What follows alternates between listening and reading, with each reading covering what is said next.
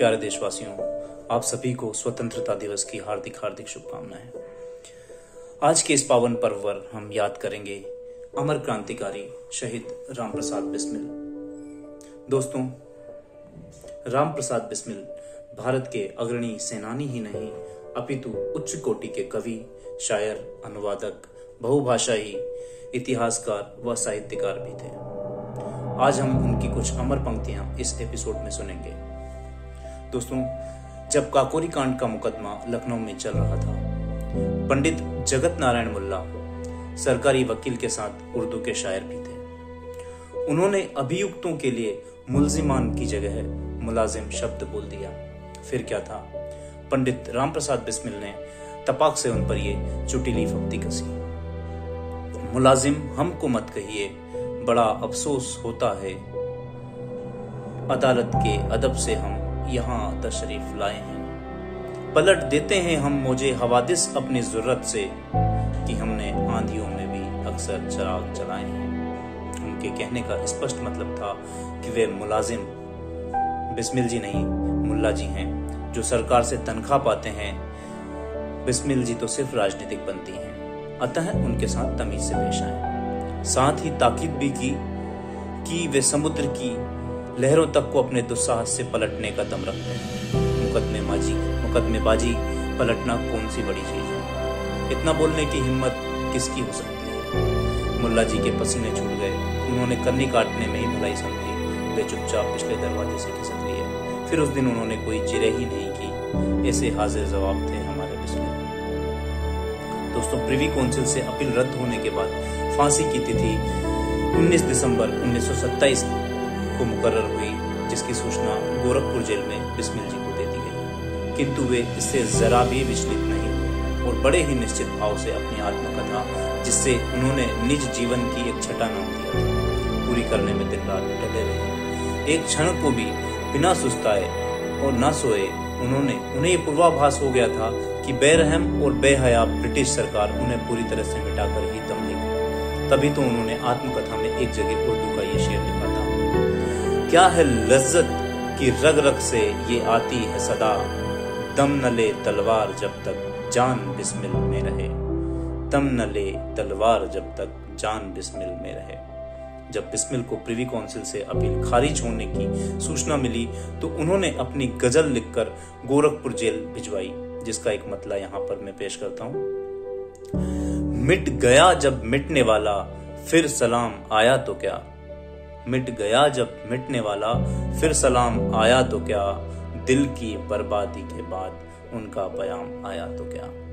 उनका पयाम आया तो क्या। जैसा उन्होंने अपनी आत्मकथा में भी लिखा कि उनकी ये तड़प थी कि कहीं से कोई उन्हें एक रिवाल्वर जेल में भेज देता और सारी दुनिया ये देखती कि वो क्या कर सकते थे। उनकी सारी हसरतें उनके साथ ही मिट गई। हाँ, मरने से पहले आत्मकथा के रूप में अपनी एक धरोहर हमें अवश्य सौंप गए हैं, जिसे आत्मसात करके हिंदुस्तान ही नहीं सारी दुनिया के लोकतंत्र की जड़ें मजबूत की जा सकती है। यद्यपि उनकी ये अद्भुत आत्मकथा आज इंटरनेट पर मूल रूप से हिंदी भाषा में भी उपलब्ध है, तथापि यहाँ पर यह बता देना भी आवश्यक है कि ये सब कैसे संभव हो सका। बिस्मिल जी का जीवन इतना पवित्र था कि जेल के सभी कर्मचारी उनकी बड़ी इज्जत करते थे। ऐसी स्थिति में यदि वे अपने लेख व कविताएं जेल से बाहर भेजते भी तो उन्हें इसकी सुविधा अवश्य जेल के कर्मचारियों ने उपलब्ध करा दी। इसमें संदेह की कोई गुंजाइश नहीं कि अब ये आत्मकथा किसके पास पहले पहुंची, किसके पास बाद में। इस पर बहस करना भी व्यर्थ होगा। बहरहाल इतना सत्य है कि यह आत्मकथा उस समय ब्रिटिश शासनकाल में जितनी बार प्रकाशित हुई उतनी ही बार जब्त भी हुई है। वर्तमान में यूपी के सीआईडी हेडक्वार्टर लखनऊ के गोपनीय विभाग में मूल कथा का अंग्रेजी अनुवाद आज भी सुरक्षित रखा हुआ है। बिस्मिल की जो आत्मकथा काकोरी षड्यंत्र के नाम से वर्तमान पाकिस्तान के सिंध प्रांत में तत्कालीन पुस्तक प्रकाशक भजनलाल बुक सेलर ने आर्ट प्रेस सिंध, वर्तमान में जो पाकिस्तान में है, से पहली बार सन 1927 में बिस्मिल को फांसी दिए जाने के कुछ दिनों बाद ही प्रकाशित कर दिया था। वह भी सरफरोशी की तमन्ना ग्रंथावली के भाग 3 में अविकल रूप से सुसंपादित होकर सन 1997 में आ चुकी है। गांधी जी को राष्ट्रपिता घोषित करके उनका फोटो भारतीय मुद्रा पर छाप दिया। रविंद्रनाथ ठाकुर द्वारा सन 1911 में जॉर्ज पंचम की स्तुति प्रशस्ति में लिखा गया व गाया गया गीत भारत भाग्य विधाता राष्ट्रगान घोषित कर दिया गया और कांग्रेस को करप्शन की खुली छूट दे दी। लोकतंत्र के नाम पर संपूर्ण शासन व्यवस्था को लूटतंत्र बना दिया और शहादत के नाम पर केवल गांधी नेहरू परिवार की कुर्बानियों का दिल का ताड़ बनाकर प्रस्तुत किया। दोस्तों, ऐसी परिस्थितियों में मैं फिर से आम आदमी को राम प्रसाद बिस्मिल की वास्तविक रचनाओं का क्रांति दर्शन समझाने की आवश्यकता महसूस करता हूं। दोस्तों, वर्ष 1985 में विज्ञान भवन नई दिल्ली में आयोजित भारत और विश्व साहित्य पर अंतर्राष्ट्रीय गोष्ठी में एक भारतीय प्रतिनिधि ने अपने लेख के साथ सरफरोशी की तमन्ना सहित पंडित राम प्रसाद बिस्मिल की कुछ लोकप्रिय कविताओं का द्विभाषिक काव्य रूपांतर प्रस्तुत किया हुआ है। दोस्तों, उनका जो एक सबसे प्रसिद्ध रचना है सरफरोशी की तमन्ना, वो मैं आपको सुनाना चाहता हूँ। सरफरोशी की तमन्ना अब हमारे दिल में है, देखना है जोर कितना बाजुए कातिल में है। वक्त आने दे बता देंगे तुझे ए आसमां, हम अभी से क्या बताएं, क्या हमारे दिल में है, क्या हमारे दिल में है। खींच कर लाई है हमको कत्ल होने की उम्मीद, आशिकों का आज झमकट कूचे का दिल में है। ए शहीदे मुल्क मिल्लत हम तेरे ऊपर निसार, अब तेरी हिम्मत का चर्चा गैर की महफिल में है, गैर की महफिल में है। अब ना अगले बलबले हैं और ना अरमानों की भीड़, सिर्फ मिट जाने की हसरत अब दिले बिस्मिल में है, अब दिले बिस्मिल में है। दोस्तों, बिस्मिल की ये गजल क्रांतिकारी जेल से पुलिस की लारी में अदालत में जाते हुए, मजिस्ट्रेट को चिढ़ाते हुए व अदालत से लौटकर वापस जेल आते हुए कोरस के रूप में बिस्मिल जी गाया करते थे। बिस्मिल के बलिदान के बाद तो यह रचना सभी क्रांतिकारियों का मंत्र बन गई। कुछ मुकद्दस का काव्यानुवाद है, वो मैं आपको सुनाता हूँ। सर फिदा करते हैं कुर्बा जिगर करते हैं, सर फिदा करते हैं कुर्बा जिगर करते हैं, पास जो कुछ है वो माता को नजर करते हैं। खाना वीरान कहाँ देखिए घर करते हैं, खुश रहो अहले वतन हम तो सफर करते हैं। जाके आबाद करेंगे किसी वीराने को, नौजवानों यही मौका है उठ खेलो, खिदमते कौम में जो आ जाए वो सब बला झेलो, देश के वास्ते सब अपनी जवानी दे दो, फिर मिलेगी ना ये माता की दुआएं ले लो, देखें कौन आता है ये फर्ज बजा लाने को।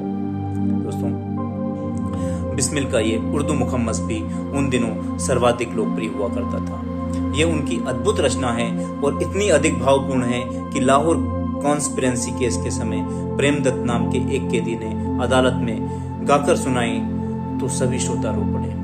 जज ने भी अपना फैसला बदलने को मजबूर हो गया। उसने प्रेमदत्त की सजा उसी समय कर दी। अदालत में घटित ये घटना आज भी इतिहास में दर्ज है। दोस्तों, बिस्मिल की एक उर्दू गजल जिंदगी का राज में जीवन का वास्तविक दर्शन निहित है। शायद इसीलिए इसका नाम राजे मुजमिर या जिंदगी का राज मिलता है। वास्तव में अपने लिए जीने वाले मरने के बाद विस्मृत हो जाते हैं, पर दूसरों के लिए जीने वाले हमेशा हमेशा के लिए अमर हो जाते हैं। वैसे ही थे हमारे राम प्रसाद बिस्मिल, जो आज भी इतिहास में हमेशा याद किए जाते हैं। गोरखपुर जेल से चोरी छिपे बाहर भिजवाई गई बिस्मिल जी की अंतिम रचना इस गजल में प्रतीकों के माध्यम से अपने साथियों को यह संदेश भेजा था कि अगर कुछ कर सकते हो तो जल्दी कर लो, वरना पछतावे के सिवा कुछ नहीं हाथ आने वाला। लेकिन इस बात का उन्हें मलाल भी था कि उनकी पार्टी का कोई एक नवयुवक उनके पास रिवॉल्वर तक न पहुंचा सका। उनके अपने वतन शाहजहांपुर के लोग भी इस भाग दौड़ के अलावा कुछ न कर पाए। बाद में इतिहासकारों ने ना जाने क्या क्या मनगढ़ंत उनके बारे में लिख दिया। एक पंक्ति में आपको वही सुनाता हूं। मिट गया जब मरने वाला, मिट गया जब मिटने वाला, फिर सलाम आया तो क्या, दिल की बर्बादी के बीच ये पयाम आया तो क्या। मिट गई जब सब उम्मीदें, मिट गए जब सब ख्याल, मिट गई जब सब उम्मीदें, मिट गए जब सब ख्याल, उस घड़ी गर नामावर लेकर पयाम आया तो क्या। ए दिले नादान मिट जा तू भी कुए यार में, फिर मेरी नाकामियों के बाद काम आया तो क्या।